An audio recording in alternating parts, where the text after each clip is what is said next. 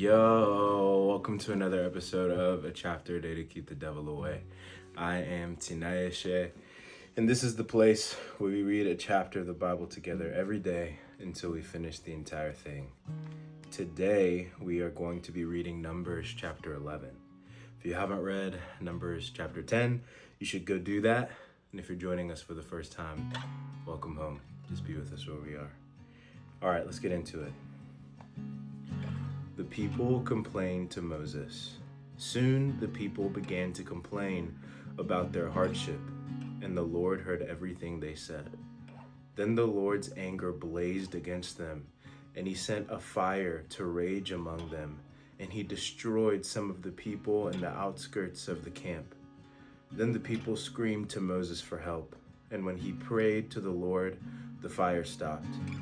After that, the area was known as Taberah, which means the place of burning, because fire from the Lord had burned among them there.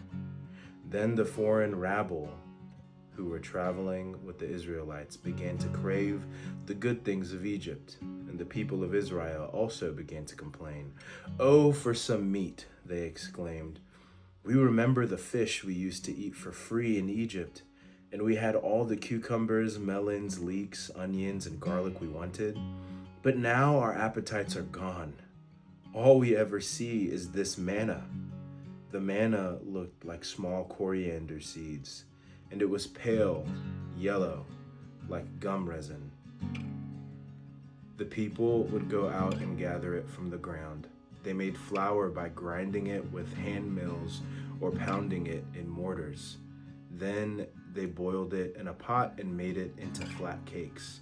These cakes tasted like pastries baked with olive oil. The manna came down on the camp with the dew during the night. Moses heard all the families standing in the doorways of their tents, whining, and the Lord became extremely angry.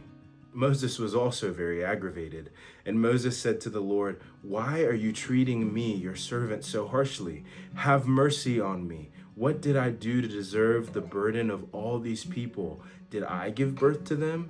Did I bring them into the world? Why did you tell me to carry them in my arms like a mother carries a nursing baby? How can I carry them to the land you swore to give their ancestors? Where am I supposed to get meat for all these people? They keep whining to me, saying, 'Give us meat to eat.' I can't carry all these people by myself. The load is far too heavy. If this is how you intend to treat me, just go ahead and kill me. Do me a favor and spare me this misery." Moses chooses 70 leaders. Then the Lord said to Moses, "Gather before me 70 men who are recognized as elders and leaders of Israel. Bring them to the tabernacle to stand there with you. I will come down and talk to you there. I will take some of the spirit that is upon you, and I will put the spirit upon them also. They will bear the burden of the people along with you, so you will not have to carry it alone. And say to the people, 'Purify yourselves, for tomorrow you will have meat to eat.' You were whining, and the Lord heard you when you cried, 'Oh, for some meat. We were better off in Egypt.' Now the Lord will give you meat, and you will have to eat it. And it won't be for just a day or two, or for 5 or 10 or even 20. You will eat it for a whole month until you gag and are sick of it. For you have rejected the Lord who is here among you, and you have whined to him, saying, 'Why did we ever leave Egypt?'" But Moses responded to the Lord, "There are 600,000 foot soldiers here with me, and yet you say, 'I will give them meat for a whole month.' Even if we butchered all our flocks and herds, would that satisfy them? Even if we caught all the fish in the sea, would that be enough?" Then the Lord said to Moses, "Has my arm lost its power? Now you will see whether or not my word comes true." So Moses went out and reported the Lord's word to the people. He gathered the 70 elders and stationed them around the tabernacle. And the Lord came down in the cloud and spoke to Moses. Then he gave the 70 elders the same spirit that was upon Moses. And when the spirit rested upon them, they prophesied. But this never happened again. A young man ran and reported to Moses, "Eldad and Medad are prophesying in the camp." Joshua, son of Nun, who had been Moses' assistant since his youth, protested, "Moses, my master, make them stop." But Moses replied, "Are you jealous for my sake? I wish that all the Lord's people were prophets, and that the Lord would put his spirit upon them all." Then Moses returned to the camp with the elders of Israel. The Lord sends quail. Now the Lord sent a wind that brought quail from the sea and let them fall all around the camp. For miles in every direction, there were quail flying about 3 feet above the water. So the people went out and caught quail all that day and throughout the night and all the next day too. No one gathered less than 50 bushels. They spread the quail all around the camp to dry. But while they were gorging themselves on the meat, while it was still in their mouths, the anger of the Lord blazed against the people, and he struck them with a severe plague. So that place was called Kibroth Ha-Tavah, which means graves of gluttony, because there they buried the people who had craved meat from Egypt. From Kibroth Ha-Tavah, the Israelites traveled to Hazeroth, where they stayed for some time. My takeaway from this chapter is, actually I think it's really cool, God's response to Moses. When Moses is kind of crashing out,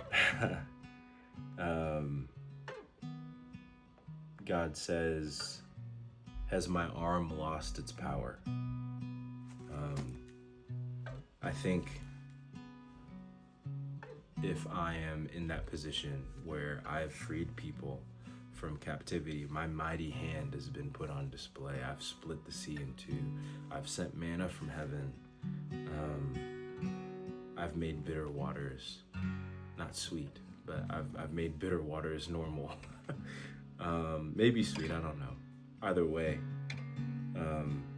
in that moment, it would feel like a slap in the face to hear somebody say, "I'd rather be in captivity where I could get the thing that I wanted for free than in freedom where I can't readily see the thing that I'm wanting and tasting.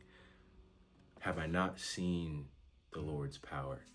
Why, instead of whining, why couldn't I just say, God, we really need some protein in this joint. In the same way that you brought manna, may you bring meat for us. We know that you can. We've seen you do the impossible before. We know that you can bring it now." And it's convicting me because I feel like in so many times in my life, in so many areas, I forget the Lord's power. I forget the power in his arm. And instead of appealing to his power and might and his provision, I complain and I whine, and I don't ask in faith. I complain in fear and doubt.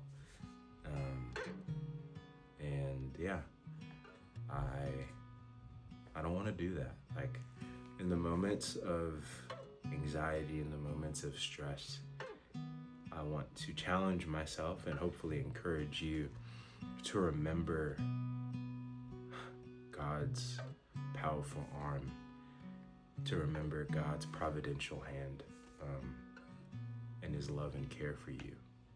And trust that in the same ways that he's provided before, he will provide immeasurably more than you can imagine. But instead of whining, instead of complaining, instead of doubting and recoiling and saying, "Okay, you did it before, but will you do it again?" Say, "You've done it before. I believe you can do it again. God, here I am, asking for you to provide once again." So that's my takeaway. I hope that blesses you. All right, I love you. Peace.